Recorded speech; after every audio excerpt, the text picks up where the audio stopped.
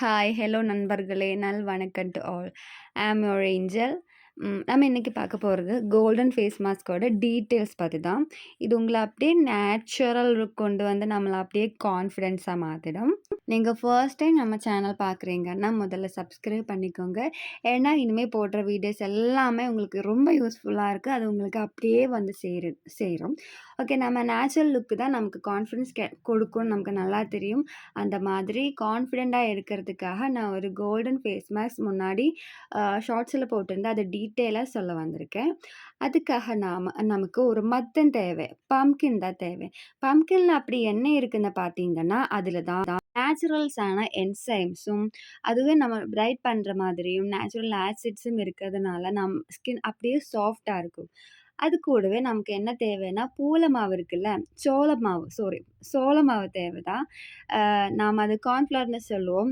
அதிலயும் நிறைய anti accident இருக்கிறதுனால, நம்ம ஸ்கின்ன டைட் பண்றதுக்காகவும், நம்மளோட பிம்பிள்ஸ் இருக்கிற அடையாளம் அந்த மாதிரி மார்க்ஸ் ஏதாச்சும் இருந்ததுன்னா, அத ரிமூவ் பண்றதுக்கு அது ரொம்ப நல்லா ஹெல்ப் பண்ணும். 150 கிராம்ஸ் பம்ப்கின் ஜூஸ் கூட நம்ம 2 டேபிள் ஸ்பூன் கார்ன்ஃப்ளவர் ஆட் பண்ணி சிம்மில் வச்சு கிண்டிங்கன்னா இந்த மாதிரி ஒரு அளவு கன்சிஸ்டன்சியில் தான் கிடைக்கும்.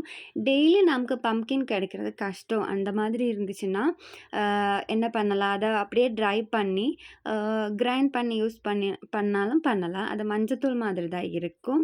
இல்லைன்னா அந்த கன்சிஸ்டன்சியில் ஃப்ரிட்ஜில் கூட எடுத்து வைக்கலாம். எந்த பிரச்சனையும் கிடையாது. 7 டேஸ் இருக்கும். சரி, அப்படி எப்படி பண்ணாலும் அந்த கன்சிஸ்டன்சி கூட நாம 1 டேபிள் ஸ்பூன் ஹனி ஆட் பண்ணணும். அது எதுக்கு ஆட் பண்ணணும்னா, பிம்பிள்ஸ் மார்க், டார்க் சர்க்கிள் அந்த மாதிரி ஏதாச்சும் இருக்குன்னா, அது கிளீன் பண்ணுறதுக்கு நம்மளுக்கு ஹனி ரொம்ப நல்லா ஹெல்ப் பண்ணிடும். அதை நாம இதெல்லாம் சேர்த்து மிக்ஸ் பண்ணி ஃபேஸில் அப்ளை பண்ணிங்கன்னா இந்த மாதிரி இருக்கும். கொஞ்ச நேரத்துக்கு அப்புறம் நமக்கு பீல் ஆஃப் மாஸ்க் மாதிரி யூஸ் பண்ணலாம். நிஜமா அது பார்க்குறதுக்கு எனக்கு அப்படியே நலங்கு வச்ச மாதிரி தான் இருந்துச்சு. சின்ன வயசுல பண்றதும், அப்புறம் ஹல்திக்கெல்லாம் பண்ணுவேன்ல அந்த மாதிரி இருந்துச்சு. சரி, நாம ஏன் 20 மினிட்ஸ்க்கு அப்புறம் வாஷ் பண்ணணும்? ரொம்ப நேரம் வைக்கிறதுனால பலன் அதிகமாகும்னு நினைக்கிறவங்களுக்காக சொல்றேன். நீங்க 20 மினிட்ஸ்க்கு அப்புறம் வச்சீங்கன்னா, அந்த ஃபேஸ் பேக் எந்த ஃபேஸ் பேக்கா இருந்தாலும் ட்ரை ஆயிடும். ஸ்கின்ல இருக்கிற சிபத்தை எல்லாமே அப்சர்வ் பண்றதுனால ரொம்ப ட்ரை ஆயிடும். நாம நார்மலி வாஷ் பண்றதுக்கு முன்னாடி கொஞ்சம் வெட் பண்ணி வச்சதுக்கப்புறம் மட்டுமே ரொம்ப நல்லா வாஷ் பண்ணுங்க. உரச்சு உரச்சு வாஷ் பண்ணிடாதீங்க. ஜஸ்ட் அப்படியே ஸ்வைப் பண்ணி எடுக்கலாம்.